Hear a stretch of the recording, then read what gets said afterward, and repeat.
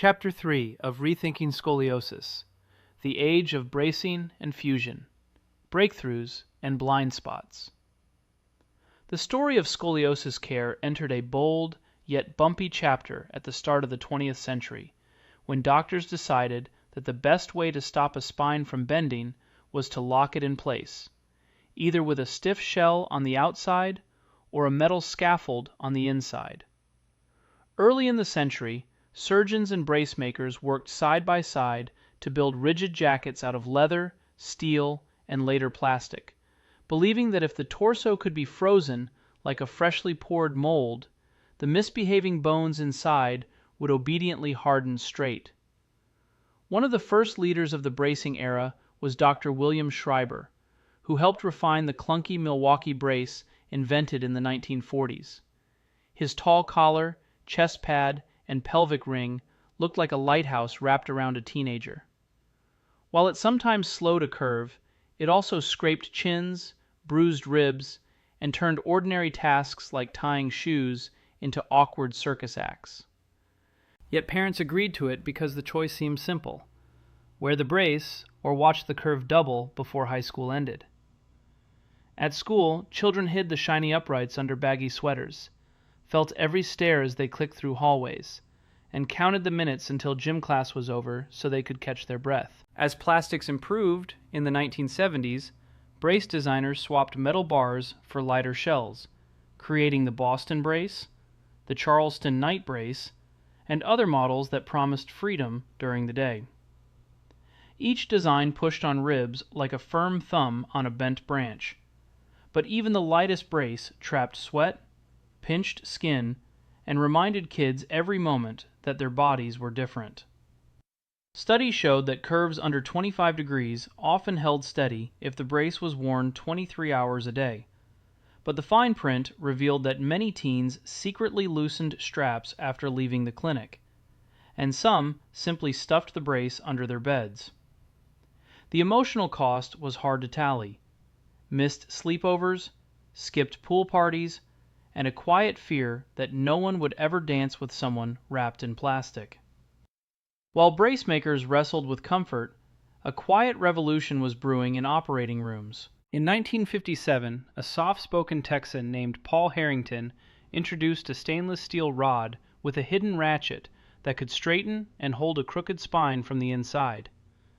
The Harrington rod, fixed with hooks above and below the curve, promised something bracing could not: an immediate, visible straightening that did not depend on teenage willpower. During surgery, which often lasted 6 to 8 hours, doctors opened the back, moved muscles aside, slid the rod next to the spine, and turned a small handle until the backbone looked more like a pole than a question mark.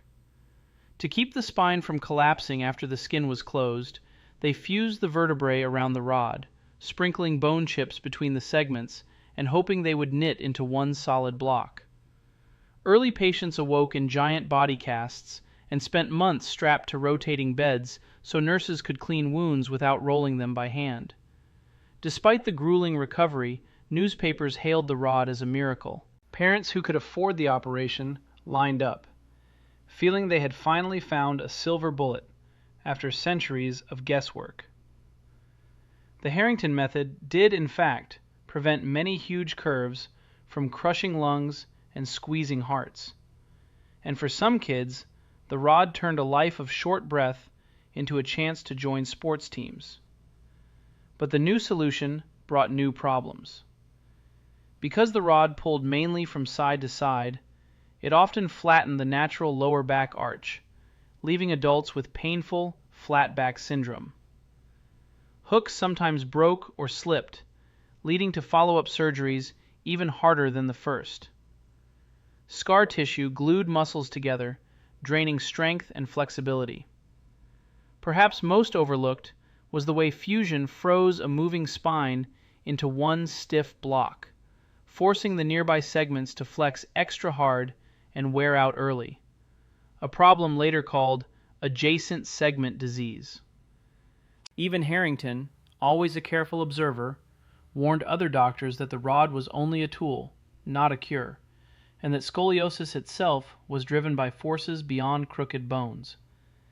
He gave talks noting that some curves kept growing above or below the fusion, hinting that an unseen imbalance was still at work, but his insights were often drowned out by praise for a technique that seemed to tame extreme bends.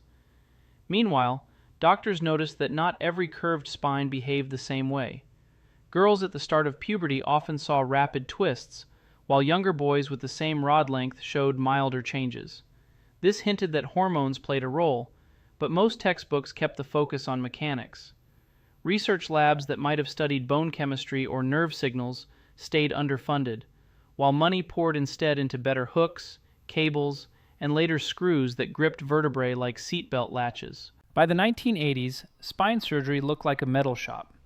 Surgeons used titanium rods, Luke wires, Cottrell-Dubuisset CD systems, and big plates, each promised to lower failure rates and raise correction scores.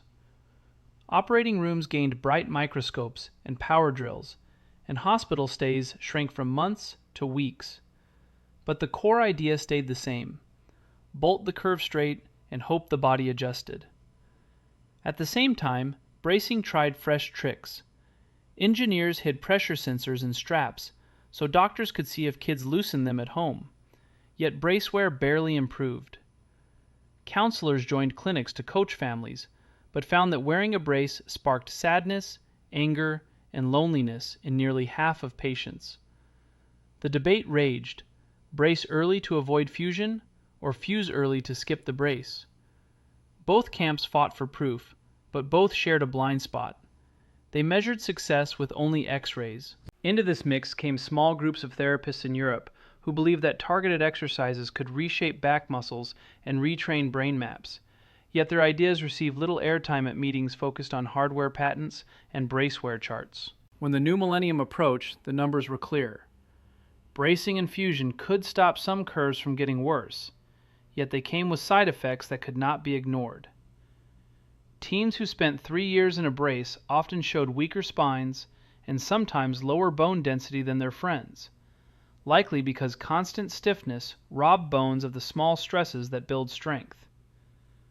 Adults fused from the upper chest to the low back lost the ability to twist and bend, making shoe tying or lifting toddlers tricky, and many reported chronic tightness that pain pills could only dull. Insurance data showed repeat surgery rates around 20% within a decade, proving that bolts and rods age just like people do. As disappointed patients returned for fixes, younger surgeons began asking bigger questions. Why did one sibling progress while another did not, even when both skipped brace wear? Why did some curves explode during growth spurts while others slept for decades and woke up in middle age? The search moved away from X-rays and into wet labs, where scientists measured estrogen, melatonin, and nerve timing, finding hints that echoed Harrington's early doubts about a purely mechanical cause. They learned that certain gene patterns made spinal ligaments stretchy like chewing gum, while others slowed vitamin D activation, softening bone and inviting deformation. Brain scans revealed tiny delays in the way the brain and muscles talk to each other, fractions of a second, yet enough to mistime muscle action and let gravity pull vertebrae sideways. These discoveries did not arrive soon enough to aid those locked in casts or fused from neck to pelvis, but they sparked a new vision for care. Medical schools that once taught only casting and cutting began adding lessons on hormones and gene risk scores. Studies tested melatonin drops, nutrition plans, and exercise suits that used gentle resistance to wake up reflexes without heavy braces. Slowly, the story shifted from straighten the spine to balance the system, a turn Harrington might have cheered. Yet the legacy of the 20th century remains in every patient who still bears both surgical scars and social scars. The age of bracing and fusion gave thousands a chance to breathe easier and stand taller, but it also showed the limits of treating a living body like a warped wooden beam. The takeaway for today is that breakthroughs can blind us when they shine too brightly.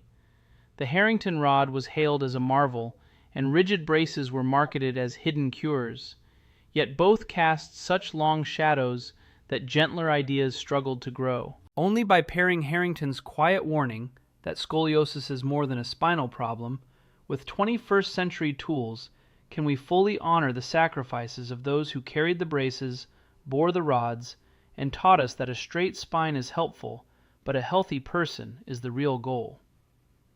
The next era of care will build on their hard-earned lessons, combining smart movement, targeted nutrition, and personalized testing so future kids can grow strong spines without losing the freedom to laugh, play, and dream.